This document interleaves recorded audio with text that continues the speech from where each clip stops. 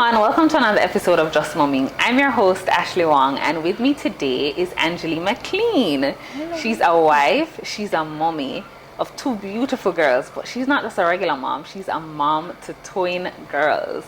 So today she's going to be sharing with us her experiences being a mom of twins. So let's jump right into it. Yes. Alright, I'm sure you must get this question all the time, Anjule. Are your girls identical or fraternal? And you can also kind of explain the difference between the two. Okay, so my girls are fraternal, which means that they don't look alike. They're two different sacks. They're in two different sacks. Right. So they are fraternal. They look like two separate children. Right. And identical is when it's one egg and it splits. Right. Yeah. Okay. So they look exactly alike. Yes, right. Right. Okay. How old are the girls?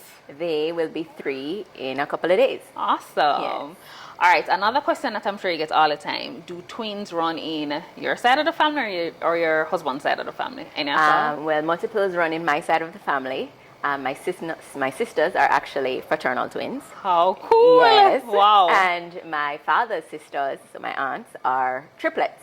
Wow. Mm-hmm.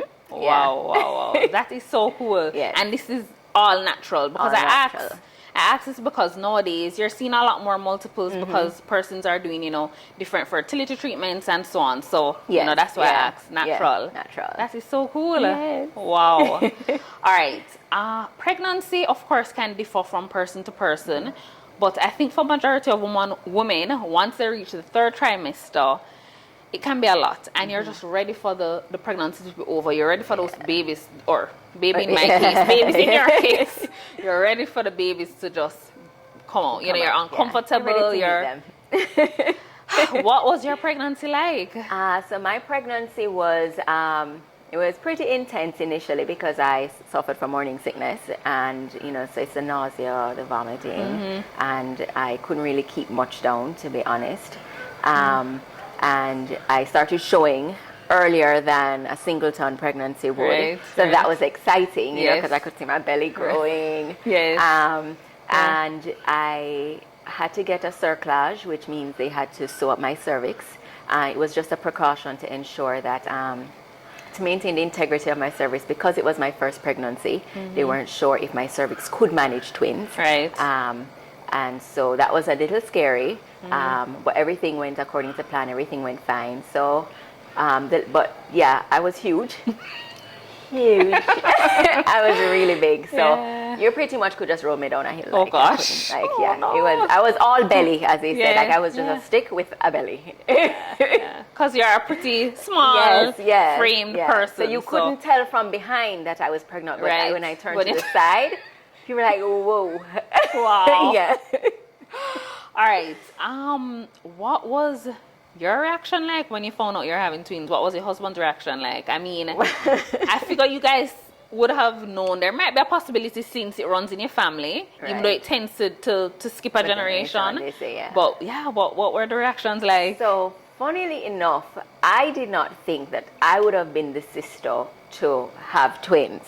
Funnily enough, when we did the ultrasound pretty early at around 7 weeks when we found out, and I didn't see the screen. Right. So all I saw was my husband's reaction, which was, I knew it, and I was just like, what is happening? And this is before the doctor said anything, so he could just tell on the screen. He was just watching over the doctor's shoulders, and he was like, I knew it. So he apparently dreamt it, so it confirmed his dream. Wow. And were you guys kind of hoping to have twins? I know. Or not really?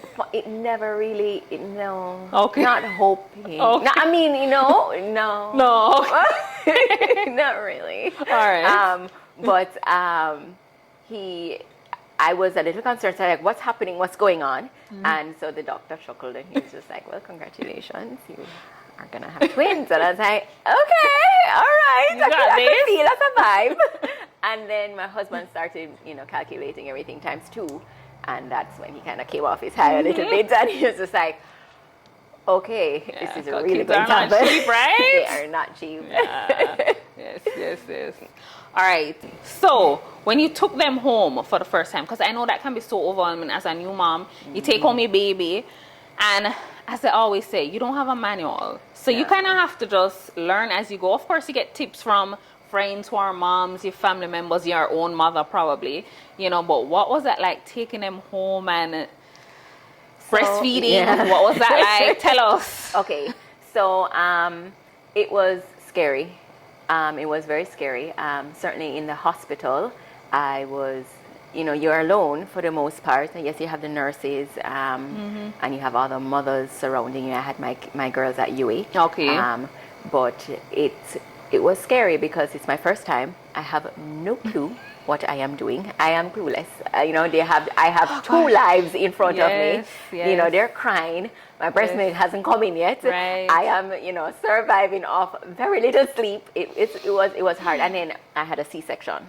So that made it even doubly more hard because you have to recover painful from the C-section. Painful. Yeah. So, you know, you're trying to prop yourself up in bed and, you know, breastfeed And is it that moms who have twins tend to more have C-section than deliver natural? Yeah, I personally feel like you're finding nowadays the option of C-section is being done more. Okay. Yeah, than the natural delivery. Okay. I'm not sure if it's just from a safety perspective in terms of a doctor can control, you know, the situation more with C-section as opposed to a vaginal birth. Right. But you see that trend. Yes. You know. But there's natural twin births, vaginal twin births. Yes.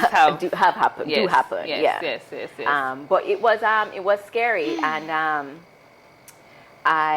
when I got home, they actually lost more weight than they are allowed to lose in the hospital because I mean, I had no clue what I was doing. I'm telling you.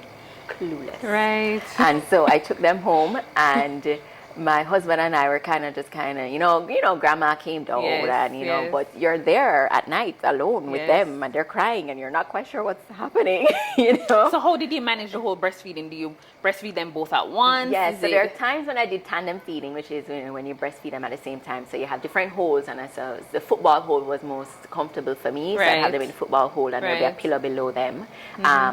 There were times when one baby would be feeding on one breast, and then she wasn't full, so I had to put her on the other breast. And you know, usually with a singleton, you know, they say, you know, alternate breasts for feeding. Well, one breast was dedicated to one baby, right? And so if I had to put one baby on the other baby's breast, it was a problem when the other baby woke up. Right. So I did have to supplement with formula. Yes. I breastfed for about 6 weeks, and it is what it is. I know a lot of people say, you know, breast is best, and I appreciate that school of thought, and that's fine. I always say fed is girl. Yeah. Fed is best. That's right. Because at the end of the day, my mental capacity, I couldn't manage.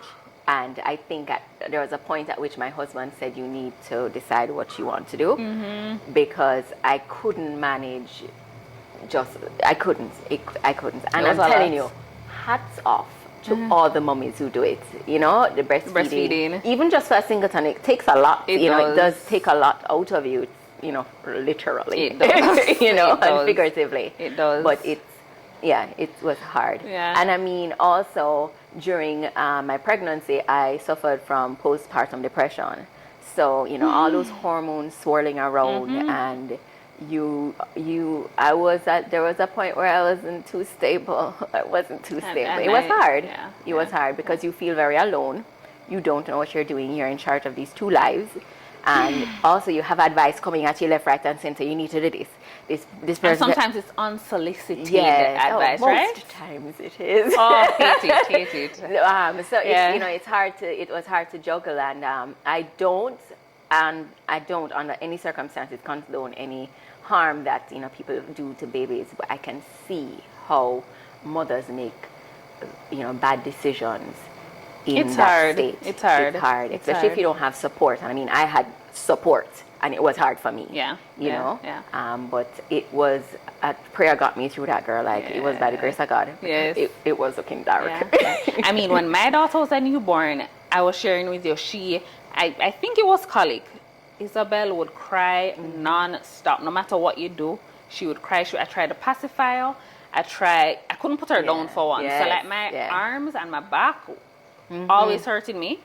She always on the boob. Yeah. You know, it's hard. It's a lot. So it's a lot. And I think especially for your first time, I think usually second pregnancy you have an idea, but when it's your first pregnancy, it's a lot. And I don't think people are prepared enough. I don't think women are prepared enough for what's to come. Yeah. Yes, you get a cute baby and you have a nice baby shower, but it's hard. It's hard. You don't sleep for a long time. And the sleep deprivation. Sleep deprivation is a torture technique for a reason, people. Like, you are not the same. Before I had Isabel, I used to, people who know me know this about me. I have to get my 8 hours of sleep now. Oh God. Yeah. Yes. So, there was a point in which when they say sleep when the baby sleeps, that doesn't work. I meant to ask you that now too. So with twins, is it that were they on the same schedule most of the time? No. One is sleeping, one is awake. So it's even more difficult for you to sleep when the baby is sleeping. So I did have nannies, but there were, during that period where I was trying to do the breastfeeding, whenever I got a chance to go down, so one baby would be daddy and one baby would be sleeping. Right. I literally had to decide: am I going to eat? Am I going to sleep? Or am I going to bathe? Those are and trust me, bathing to the back burner most times, because I was just like, what? The little free time you have, what do you do with it? What do you do with it? And I mean, you have to eat, because if you're trying to breastfeed, then you need to be eating, and just for your own sustenance. And you're so tired, but there are phantom cries. So sometimes you spring up out of the bed, you see C-section cut, you're like, oh my gosh, I can't manage. Yeah, it's a lot. It's a lot. And I don't think I was prepared at all for what was to come. Oh, yeah. Wow. Yeah. Oh, my goodness.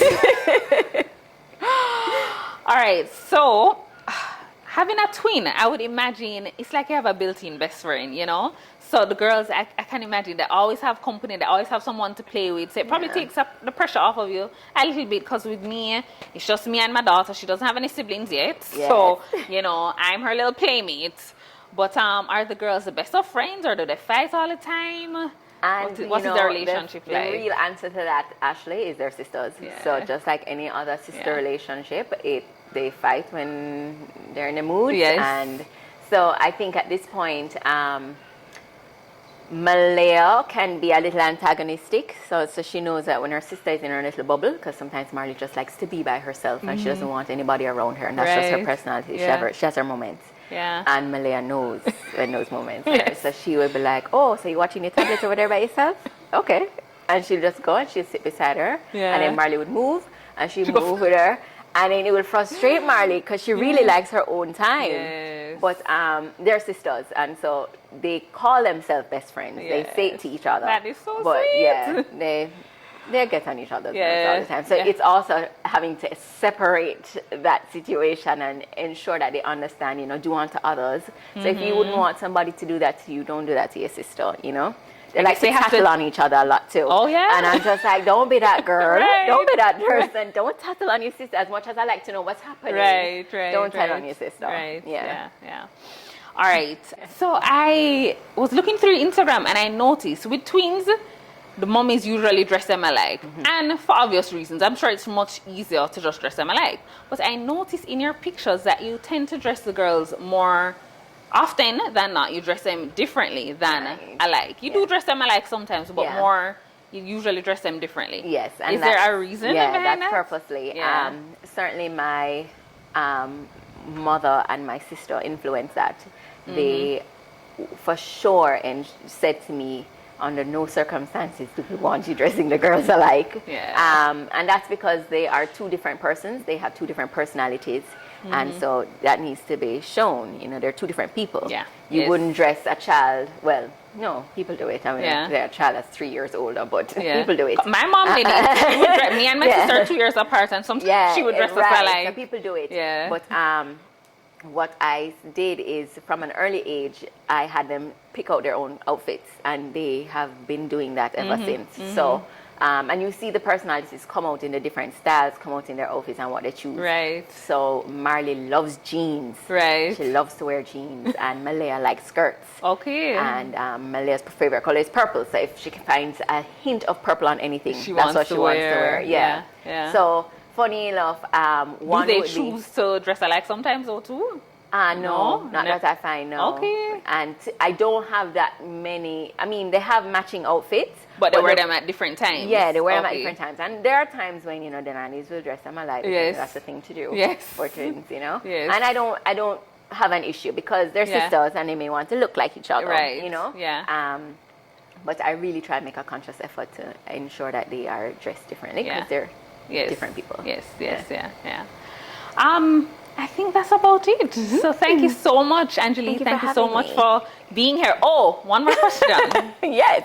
Do you plan to have any more kids? Do you think you would want to have any more kids? I certainly think I want to have some more kids.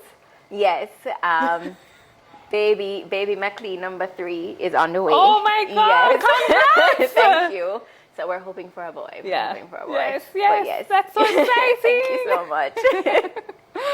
Thanks again, Anjule, for being here and for having me. just telling us about this experience because people are fascinated by twins. I'm certainly fascinated by it. So, thank you so much for sharing. Of course, anytime. Thank you. All right. All right. Bye, everyone. Bye. I really hope you enjoyed that video.